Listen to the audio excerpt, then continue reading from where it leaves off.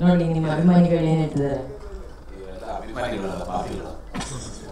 ತುಂಬಾ ಒಳ್ಳೆ ಓಪನಿಂಗ್ ಅಲ್ಲಿ ಒಳ್ಳೆ ಮರ್ಯಾದೆ. ಅವರೇ ಹೇಳಿದ್ರು ಬಂದ ತಕ್ಷಣ ಹೇಳ್ಬಿಡು ಅಂತ ಹೇಳಿದ್ರು. ಅದಕ್ಕೆ ರಾಜೇಶ್ ಸರ್, ಎಸ್ ಮೇಡಮ್, ನಮಗೆ ಫಸ್ಟ್ ಆಫ್ ಆಲ್ ಇದು ಹೇಳ್ಬೇಕು ಎಲ್ರಿಗೂ ಗೊತ್ತಿರೋ ವಿಚಾರ, ಓಕೆನಾ? ಇಷ್ಟರಲ್ಲಿ ಅಭಿನಯಿಸೋದು ಹೇಗೆ ಅಂತ ತೋರಿಸಿರೋಂಥ ಕೆಲವು ನಟರಲ್ಲಿ ನೀವು ಕೂಡ ಪ್ರಮುಖರು ಅಂತ ಹೇಳಿದ್ರೆ ತಪ್ಪಾಗಲ್ಲ. ಸೊ ಈ ಕೊತ್ತಲವಾಡಿ ಟೀಸರ್ ನೋಡಿದ್ರ, ನಿಮ್ಮದೇ ಚಿತ್ರ ಇವತ್ತು ಲಾಂಚ್ ಆಗಿದೆ, ಎಷ್ಟು ಎಕ್ಸೈಟೆಡ್ ಆಗಿದ್ದೀರಾ sir? Very much excited.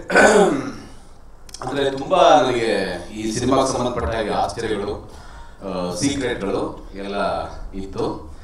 So ಇವತ್ತು ನೆಗ್ತಾ ಇದ್ದಾರೆ ಅಮ್ಮ. ಒಂದು ಏನೋ ಟೀಸರ್ ರಿಲೀಸ್ ಆಗಿದೆ. ಸೊ ಅಗಳಿನಿಂದ ಅನ್ನದ ಪರೀಕ್ಷೆ ಅಂತಾರಲ್ಲ ಹಾಗೆ. ಸೊ ಅಗಳು ಬೆಂದಿದೆ, ಅನ್ನ ಆಗಿದೆ ಅಂತ ಅನಿಸಿದೆ ನನಗೆ. ಸೊ ಈಗ ಎಲ್ಲರಿಗೂ ಉಣಬಡಿಸ್ತೀವಿ. ಬರೀ ಅನ್ನ ಮಾತ್ರ ಬಡಿಸಲ್ಲ, ಸಾರು, ಹುಳಿ, ಅದಕ್ಕೆ ಏನೇನು ಬೇಕು ಮಸಾಲೆ ಎಲ್ಲವೂ ಇರುತ್ತೆ. ಸೊ ಥಿಯೇಟರ್ ಬಂದು ನೋಡೋದು ಭಾಳ ಚೆನ್ನಾಗಿದೆ. ರಾಜು, ಕಂಗ್ರ್ಯಾಚುಲೇಷನ್ಸ್. ಯೂಶಲಿ ಹೊಸಬ್ರು ಬಂದೊಂದು ಕತೆ ಹೇಳಿದಾಗ ನಮ್ಮೊಂದು ಏನೋ ಒಂದು ಇರುತ್ತೆ, ಇವ್ರು ಮಾಡ್ತಾರ ಸರಿ ಮಾಡ್ತಾರ ಏನೋ ಒಂದು ಇರುತ್ತೆ. ಬಟ್ ರಾಜು ಹೇಳಿದಾಗ ಕತೆ ಚೆನ್ನಾಗಿತ್ತು. ಅಫ್ಕೋರ್ಸ್ ಪಾತ್ರ ನಾನು ಪೊಲೀಸ್ ಪಾತ್ರ ಮಾಡಲೇಬೇಕಂತ ಹೇಳಿ, ಇಲ್ಲ ಸರ್ ನೀವು ನಿಮ್ಮನ್ನ ಮನಸ್ಸಲ್ಲಿ ಇಟ್ಕೊಂಡೇ ಬರ್ತಿದ್ದು ಅಂತಾರೆಲ್ಲ ಹೇಳಿದ್ರು.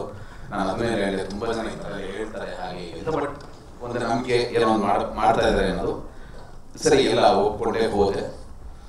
ಬಟ್ ಶೂಟಿಂಗ್ ಹೋದಾಗ ಒಂದಷ್ಟು ಕೆಲಸಗಳು ತುಂಬ ಚೆನ್ನಾಗಿತ್ತು. ಅಂದರೆ ಈ ವಾಸ್ ವೆರಿ ಪರ್ಟಿಕ್ಯುಲರ್. ನನಗೆ ಶಾರ್ಟ್ ಹೀಗೆ ಬೇಕು, ಮಾತು ಕೂಡ ಹೀಗೆ ಬೇಕು ಅಂತ.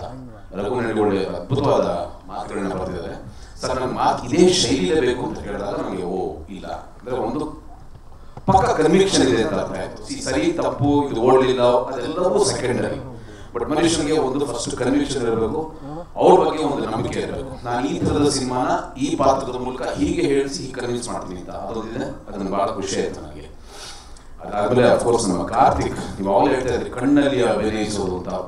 ಕ್ಯಾಮ್ರಾಮನ್ ಕಣ್ಣಲ್ಲಿ ಅದೆಷ್ಟು ಚೆನ್ನಾಗಿ ಅಭಿನಯಿಸಿದ್ದಾರೆ, ಇಂಪಾಸಿಬಲ್. ನನಗೆ ಸ್ಪಾಟಲ್ಲಿ ಅದು ಗೊತ್ತಾಗ್ತಿರಲಿಲ್ಲ. ಬಟ್ ಅವರು ಕೆಲಸ ನೋಡಿದ್ದೆ.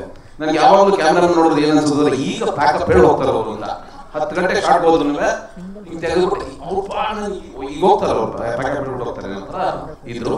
ಬಂದಿದ್ದಾರೆ ಕಾರ್ತಿಕ್, ಓಕೆ, ಭಾಳ ಅದ್ಭುತವಾದ ಕೆಲಸ ಮಾಡಿದ್ದಾರೆ ಆ್ಯಂಡ್ ಮಾಡಿಸಿದ್ದಾರೆ ರಾಜು ಅವರು. ಸೊ ಎಲ್ಲರ ಕಲ್ಪನೆಯ ಕಣ್ಣಿನ ಭಾವ ಈ ಸಿನಿಮಾದಲ್ಲಿದೆ. ನನಗೆ ಭಾಳ ಇಷ್ಟ ಆಯಿತು. I am very much excited. ಈಗ ಸೀಕ್ರೆಟ್ ಬಗ್ಗೆ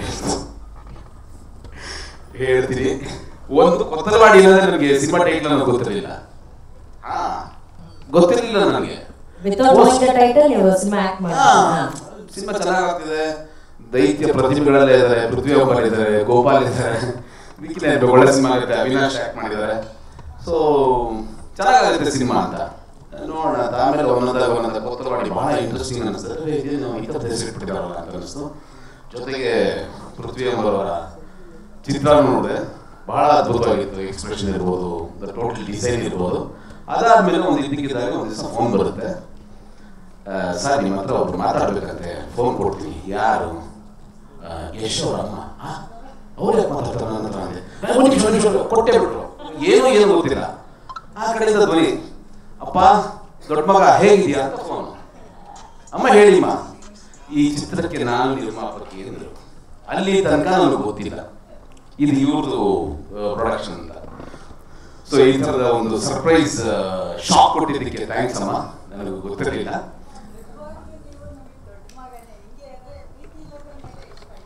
ಪ್ರೀತಿ ಇಲ್ಲದ ಮೇಲೆ ಯಶ್ ಸರ್ ಅಣ್ಣ. ಹೌದು ಹೌದು, ಹೌದು.